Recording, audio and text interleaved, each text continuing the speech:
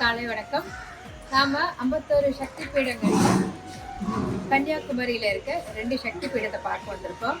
ஒன்று கன்னியாகுமரி அம்மன், இங்கு அம்பாளின் முதுகு தண்டும் விழுந்ததாக வணங்கப்படுகிறது. பக்கத்துல சுசீந்திரம் ஒரு 16 கிலோமீட்டர் தள்ளி அங்க ஒரு சக்தி பீடம் இருக்கு. இது அம்பாளின் மேற்பற்கள் விழுந்ததாக வணங்கப்படுகிறது. இந்த 2 சக்தி பீடத்தையும் பார்க்கறதுக்காக நான் கன்னியாகுமரி எக்ஸ்பிரஸ்ல ட்ரெயின்ல வந்திருக்கேன். ஃபர்ஸ்ட் டைம் வந்திருக்கேன். சூப்பராக இருந்தது, ஜாலியாக இருந்தது. வாங்க கோயிலுக்கு போகலாம்.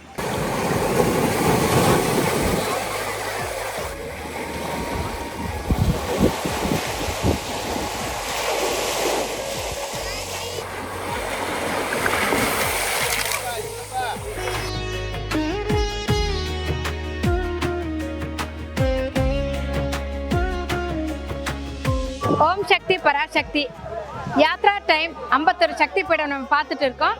அதில் தமிழ்நாட்டில் இருக்க 3 சக்தி பீடம் இருக்குங்க. ஒன்று காஞ்சிபுரம் அம்பாலோட ஒட்டியானம் விழுந்தது, இன்னும் 2 கன்னியாகுமரி மாவட்டத்தில் இருக்கு. அதாவது கன்னியாகுமரி அம்மன் அது அம்பாலோட முதுகு தண்டு வடம் விழுந்த இடமாக வணங்கப்படுகிறது. மற்றும் வலது தோள்பட்டை. அப்புறம் அதுக்கு ஒரு 17 கிலோமீட்டர் தள்ளி இருக்கிற சுசீந்திரம், இங்க அம்பாலோட மேற்பற்கள் விழுந்ததாக வணங்கப்படுகிறது. இந்த 2 சக்தி பீடங்களையும் பார்க்கறதுக்காக நாம இப்போ கன்னியாகுமரி வந்திருக்கோம். கன்னியாகுமரி சூரிய உதயத்தை பார்க்காம போக முடியுமா? அதனால ட்ரெயின்ல இருந்து இறங்கி நேரா சூரிய உதயத்துக்கு வந்திருக்கோம். வாங்க சூரிய உதயத்தை பார்க்கலாம். வேத மந்திரம் முழங்கும் யாகசாலையில் தட்சணகந்தை எழுந்த நேரமதில் மகளை மறந்தான், மருமகனை மறந்தான், மகேசனை இகழ்ந்து பேசினான்.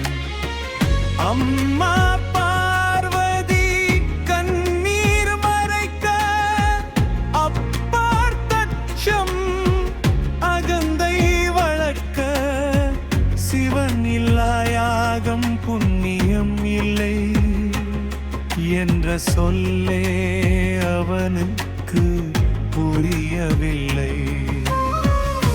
யாகத்தீயில் விழுந்த தெய்வ தீபமே, அவமானம் சுமந்த அன்பு தாயே,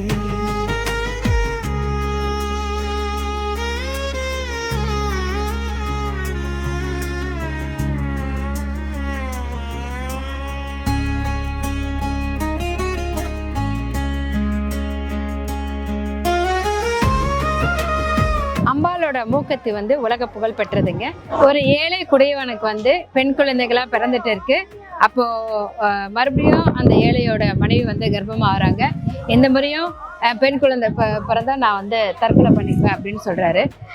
அதே மாதிரி 8வது குழந்தையும் 9வது குழந்தையும் பெண் குழந்தையா தான் பிறக்குது. அதனால அந்த விவசாயி அவர் ஒரு மரம் ஏறுறவருங்க. அவர் கிணத்துல விழுந்து தற்கொலை பண்ணிக்க போகணும்னு நினைக்கிறாரு. அப்போ போற வழியில ஒரு பாம்பு புத்து இருக்கு. அந்த புத்துல போய் கையை விடுறாரு. தனக்குன்னு கையை எடுத்துடுறாரு. என்னன்னு பார்த்தா ரொம்ப சூடா இருக்குன்னு விலைக்கு பார்த்தா அவருக்கு ஒரு மரகத கல் ஒன்று கிடைக்கிறது. அந்த கல்லை எடுத்துட்டு நேரா ராஜா கிட்ட போய் அதை கொடுக்குறாரு. ராஜா நீ எவ்வளவு தூரத்துக்கு ஓடுறியோ அந்த நிலம்லாம் உனக்கு சொந்தம்னு சொல்றாரு. அதை அந்த ஏழை குடியவனுக்கு பெரிய பணக்காரராகிறாரு. அந்த கல் கிடைச்ச அன்னைக்கு ராஜா தூக்கிட்டு அம்பாள் கனவுல உன்கிட்ட கிடைச்சிருக்க அந்த கல் ரொம்ப பிரசித்தி பண்றது, அதுல எனக்கு ஒரு மூக்குத்தி பண்ணி கொடுன்னு கேட்குறாங்க. அதனால மறுநாள் ராஜா எழுந்து கனவுல பாரு அம்பாளுக்கு ஒரு மூக்குத்தியை பண்ணி கன்னியாகுமரி அம்மனுக்கு கொடுத்துருக்காரு. அந்த மூக்குத்தி தான் இன்றளவுக்கும் அம்மாவுக்கு போட்டு இருக்காங்க. இந்த மூக்குத்தியோட ஒளி எவ்வளோன்னா கடல் கடந்து இருக்கும் அப்படின்னு சொல்றாங்க. அந்த காலத்துல மாலுமிகள்லாம் அம்பாளோட மூக்குத்தி ஒளியை கலங்கரை விளக்கணும்னு நினைச்சிட்டு நேரம் விபத்துக்கள்லாம் உண்டாயிருக்கு. அப்படிப்பட்ட மிக சிறப்பு வாய்ந்த ஒரு மூக்குத்தியை தான் அம்பாளிங்க அனுபவிச்சுட்டு இருக்காங்க. அதை நாம கண்ணால பார்க்குற பாக்கியம் நமக்கு இன்னைக்கு கிடைச்சிருக்கு. வாங்க அதை நம்ம பார்க்கலாம்.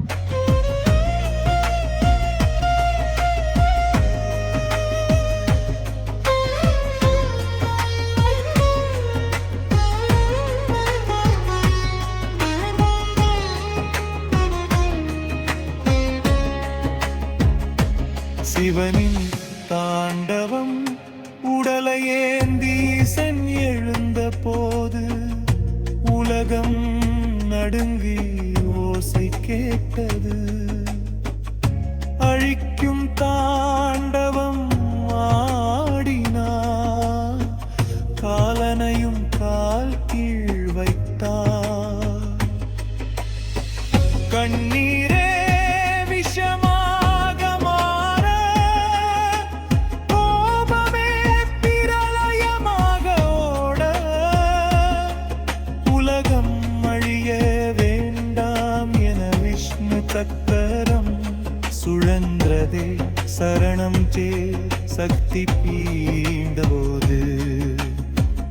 இது 51 சக்திபீடம். சரி இது 51ல் 24. சரி. இது அம்மனுக்கு ஸ்பைனல் கார்டு, தண்டுவடம். தண்டுவடம். சரி. இது கன்னியாகுமரி தியாக சௌந்தரி பாலசௌந்தரி. இந்தியா நேம் சர்வாணி. சர்வாணி. சரி. அம்பாள் வந்து தண்டுவடம். தண்டுவடம்.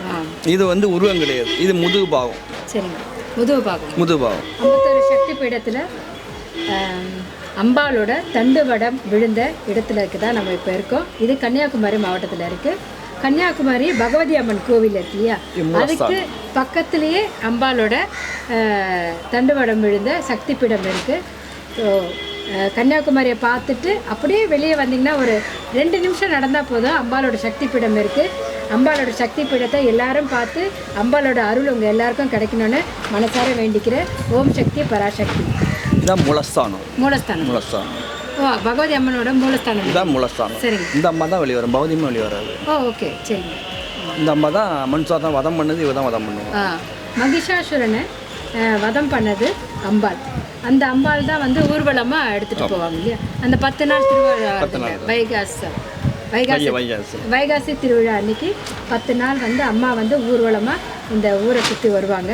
அது வந்து அந்த விசேஷம் வந்து ரொம்ப பெருசு இல்லைங்களா. 10 நாள் வந்து கொண்டாடுவாங்க அந்த திருவிழாவை. பரிவட்டம் இருக்குங்க. பரிவட்டம் கட்டி வந்து ரொம்ப சிறப்பாக கொண்டாடுவாங்க.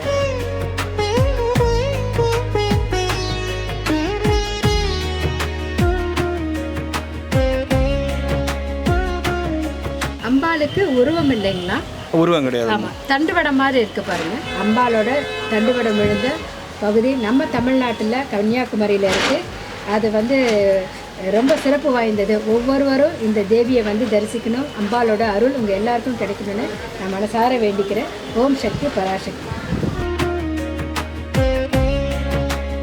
இங்கே இருக்கிற இந்த சக்தி பீடத்திற்கு புதுசாக ஒரு கோபுரம் கட்டுறாங்க. அதற்கு நம்மளால் ஆன உதவிகளை நம்ம செய்யலாம்.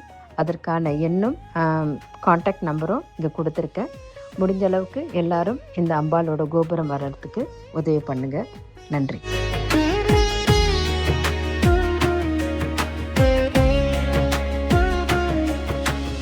யாத்ரா டைம் நேயர்களுக்கு வணக்கம்.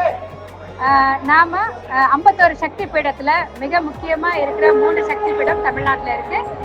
கன்னியாகுமரியில் 2 இருக்குது. கன்னியாகுமரி பகவதி தேவி ஒன்று, சுசீந்திரத்தில் 1 இருக்குது, அப்புறம் காஞ்சிபுரத்தில் ஒட்டியானம் விழுந்த பகுதி. இந்த 3 பகுதி வந்து சக்தி பீடங்களாக தமிழ்நாட்டில் வணங்கப்படுது. நாம் இப்போ இருக்கிறது வந்து கன்னியாகுமரியில் இருக்க சக்தி பீடம். இங்கே அம்பாளோட தண்டு வடம் விழுந்ததா ஐதீகம்.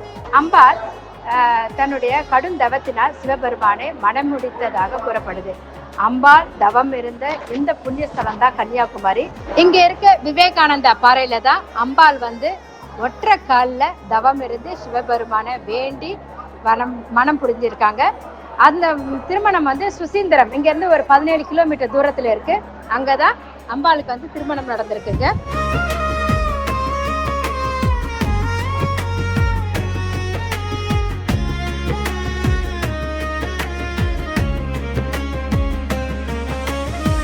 இந்த அம்பாளோட இன்னொரு மிக சிறப்பு என்னன்னு பார்த்தீங்கன்னா, நம்ம மற்ற கோயிலெல்லாம் போகும்போது பார்த்துருக்கோம், விளக்கேற்றணும், கயிறு கட்டி வச்சு கும்பிடணும், அப்படிலாம் நிறைய நம்ம வந்து பார்த்துருக்கோம், கேட்டிருக்கோம்.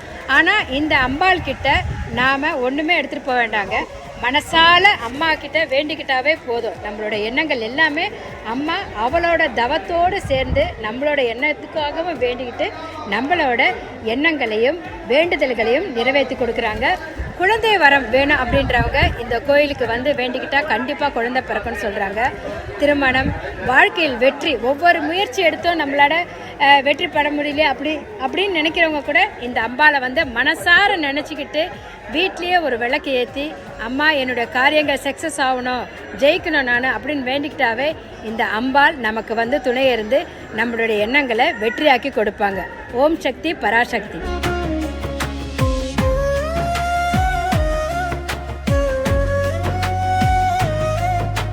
இந்த கோவிலுக்கு வந்து கன்னியாக இருக்க குமரிகளை வந்து கூட்டிகிட்டு வரமாட்டாங்க. ஏன்னா இங்கே இந்த கோவிலுக்கு வந்தால் கல்யாணம் ஆகாது, அப்படி குழந்தை பிறக்காது அப்படின்லாம் சில பேர் சொல்லியிருக்காங்க. அது அப்படி கிடையாதுங்க. இந்த கோவிலுக்கு வந்தால் நிச்சயமாக கல்யாணம் நடக்கும், குழந்தைகள் பிறக்கும். ஏன்னா அம்பாள் இங்கே வந்து கடும் தவம் செஞ்சு தான் சிவபெருமானை தன்னுடைய கணவனாக அடைஞ்சாங்க. பக்கத்தில் இருக்க சுசீந்திரத்தில் தான் அவங்களோட திருமணம் நடந்தது. அதனால் அந்த மாதிரி எண்ணங்கள் எல்லாம் தவிர்த்துடுங்க. இந்த கோவிலுக்கு வந்தால் கண்டிப்பாக கல்யாணம் நடக்கும், குழந்தை பாக்கியம் கிட்டும் அப்படின்றது உண்மை. இதே மாதிரி ஒரு கோயில் வந்து நம்ம சென்னையில் இருக்குங்க, மாங்காடு கோவில். அங்கே இருக்க அம்பாளும் சிவனுக்காக தவம் புரிஞ்சு திருமணம் செய்ததாக ஒரு ஐதீகம் இருக்குது. அதே மாதிரி இந்த கன்னியாகுமரியிலும் அம்பாள் வந்து கண்டிப்பாக வந்து நமக்கு வந்து துணை இருப்பாங்க. நாம் எல்லாரும் அம்பாள் கிட்ட வினசார வேண்டிக்குவோம். ஓம் சக்தி பராசக்தி. தாட்சாயணியின் தியாகம், தந்தையின் சொல் தாயின் இதயம் கிழிக்க.